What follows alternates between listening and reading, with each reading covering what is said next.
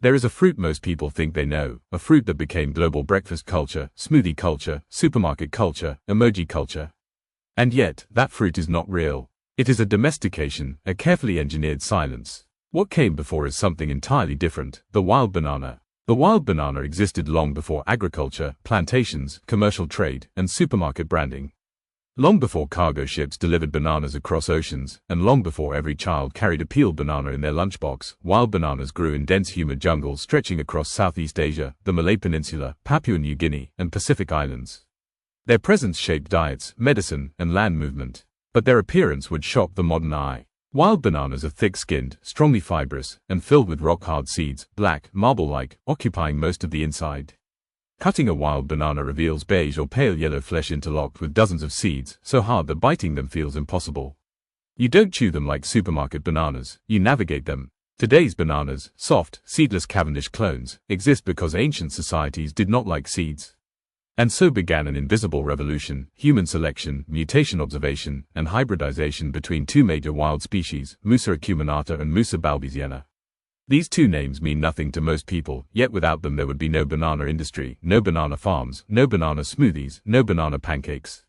Their hybridization is the origin story of modern bananas: sweetness, seedlessness, long shape, edible fiber, soft texture, all manufactured by nature and human intervention. When ancient growers found naturally mutated bananas with fewer seeds, they cloned them. Unlike apples, bananas rarely reproduce by seed. They propagate by shoots: cut one, plant it, copy it. Like photocopying, endless bananas became identical genetic twins. What you eat today is genetically mirrored across millions of farms. Wild bananas were not dessert, they were sustenance in a difficult ecosystem. Some were sweeter, some were starchier, some were eaten roasted, some boiled with coconut milk. Many had medicinal significance. Various tribes used the sap as antiseptic, the leaves as cooking wraps, and the flowers in stews. Wild bananas existed as edible plants, not commercial commodities. The seeds are not symbolic, they are literal evidence of nature before convenience. The seedless modern banana is essentially sterile, it cannot reproduce on its own. It is like a mute organism that survives because humans keep cloning it. Wild bananas, by contrast, reproduce autonomously, independently, biologically honest. The wild banana flavor is not uniform. Depending on the region, some are acidic, some musky, some faintly floral, some faintly bitter. Their aroma is warm and intense, lacking the faint vanilla-like scent of modern bananas. Their starch content is higher, their sugar content can be moderate. A ripe wild banana bites back, it reminds you that food once required interaction, not passive consumption. From a biological lens, wild bananas preserve resilience. Modern bananas are fragile. A single fungal disease, the Panama disease, has wiped out entire plantations historically. The Gros Michel banana vanished almost completely for this reason. Today's Cavendish lives on borrowed time. Scientists know it is genetically vulnerable. So where lies the solution? Back in the jungle, among wild seeds. Seed genetics matter. Hard seeds allow biodiversity. The future of banana survival, global banana security, depends on those seeds that people mocked, avoided, and discarded for millennia. The same seeds that made early banana eating difficult will protect bananas from extinction. There is cultural poetry here. Humanity rejected seeds for comfort, yet seeds now hold salvation. The circle closes. But why didn't wild bananas become mainstream? Because industry hates unpredictability. It hates seeds, variation, bruising, irregular shapes, short shelf life. The modern industrial food chain prefers uniformity, identical clones, predictable shipments. Modern bananas fit that logic. Wild bananas violate it. Imagine biting a banana and encountering stone-hard seeds mid-chew. Not ideal for global-scale marketing. Yet those seeds, genetic keys, also made early civilizations experiment.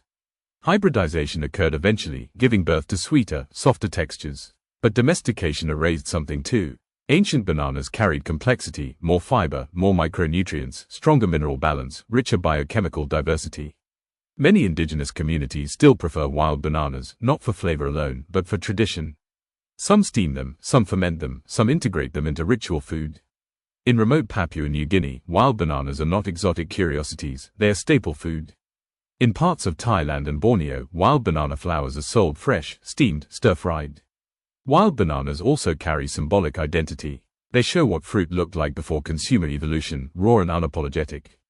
We like seedless grapes, seedless watermelon, seedless bananas. But seedlessness is surrender. It is a quiet loss of biological design. Wild bananas present the opposite: roughness, authenticity, resistance. From a historical perspective, bananas spread across the Indian Ocean, reaching Madagascar and East Africa early. African banana agriculture predates many global crops. This movement eventually reshaped diets, created trade routes, influenced kingdoms, and helped civilizations develop carbohydrate access without grains. The irony is powerful. The world-dominating banana empire began with a jungle fruit full of solid seeds, sharp fibers, and imperfect shapes. Today, wild bananas remain in the shadows. They grow on forest edges, along village fences, near rivers, on isolated hillsides. To taste them, you must travel, not to a supermarket, but to nature. Wild bananas are not better than modern bananas. They're more real, more primal. They remind humanity of how edible things existed before perfection was engineered. They remind us that flavor once came with labor. Seeds once mattered. Softness was not default. And if one day global bananas collapse under disease pressure, humanity will search again for those same wild seeds, now waiting silently under giant jungle leaves, all along carrying the genetic memory of every banana that shaped civilization.